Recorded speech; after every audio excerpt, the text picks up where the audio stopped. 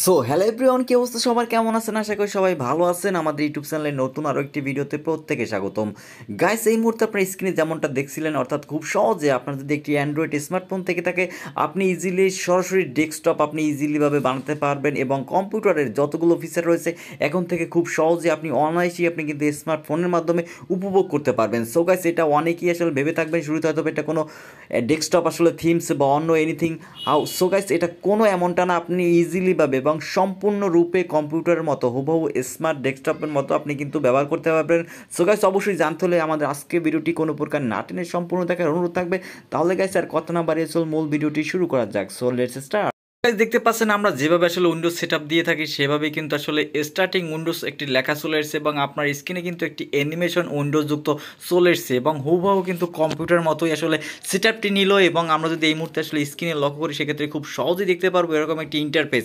Guys, এখান থেকে আপনাদের যে কাজটি করতে হবে, আপনাকে জাস্ট এখানে গেস্ট নামে একটি অপশন দেখতে পাচ্ছেন, এই ট্যাবটির উপরে যখনই ক্লিক করবেন সেক্ষেত্রে সরাসরি আপনি কম্পিউটারের মেইন ইন্টারফেসে কিন্তু প্রবেশ করবেন। এবং গাইস ফাইনালি দেখতে পাচ্ছেন যেভাবে উইন্ডোজ আমরা ওপেন করি এবং একটি অ্যানিমেশন এছাড়াও একটি টিউন কিন্তু শুনতে পেয়েছেন, যেটা আসলে হুবহু কিন্তু কম্পিউটারের মতোই। সো গাইস, এখন যে কাজটি করতে হবে, এখানে দেখতে পাচ্ছেন আপনারা কিন্তু সেম যে কম্পিউটারের যে আসলে চার্টটি কিংবা উইন্ডোজের যেভাবে আসলে দেয়া থাকে সেভাবে কিন্তু আপনার অ্যান্ড্রয়েড ফোনটি সাথে সাথে কম্পিউটারের ন্যায় রূপান্তরিত হলো। এবং গাইস, এখান থেকে আমরা যদি আসলে দেখতে পাচ্ছেন একটি লেফট হ্যান্ড সাইডে হুবহু স্টার্ট নামে একটি অপশন, জাস্ট স্টার্টে যদি ক্লিক করি সেক্ষেত্রে কিন্তু সেমভাবে কম্পিউটারে যতগুলো আপনার যে অ্যাপস কিংবা আসলে যতগুলো ফাইল রয়েছে সবগুলো এখানে কিন্তু শো করবে। এবং যদি আমরা এখান থেকে অল প্রোগ্রামে ক্লিক করি সেক্ষেত্রে খুব সহজে আপনার ফোনে যতগুলো অ্যাপস রয়েছে সবগুলো কিন্তু এখানে শো করবে একটার পর একটা। এবং আপনি যদি সোয়াইপ করে উপরে আসলে স্ক্রল করেন সেক্ষেত্রেও কিন্তু দেখতে পারবেন আপনার ফোনের যতগুলো অ্যাপস প্রত্যেকটা কম্পিউটারে যেভাবে আসলে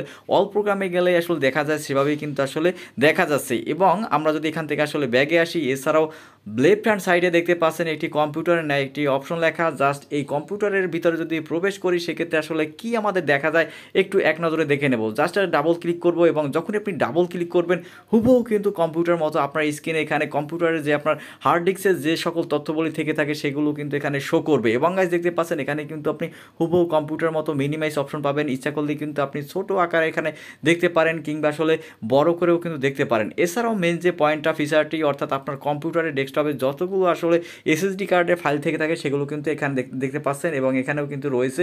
এবং আপনার যদি আসলে এক্সট্রা মেমোরি কার্ড থেকে থাকে সেটাও কিন্তু এখানে আসলে শো করবে। সো গাইস, যেহেতু আমার শুধুমাত্র আসলে ফোনের আসলে স্টোরেজ রয়েছে তাই এখানে দেখতে পাচ্ছেন অ্যান্ড্রয়েড এই নামে একটি অপশন, অবশ্যই আমরা এটার ভিতরে প্রবেশ করব। যখন এটার ভিতরে প্রবেশ করবে এবং ডাবল ক্লিক করতে হবে কিন্তু হুবহু কম্পিউটারের মতো।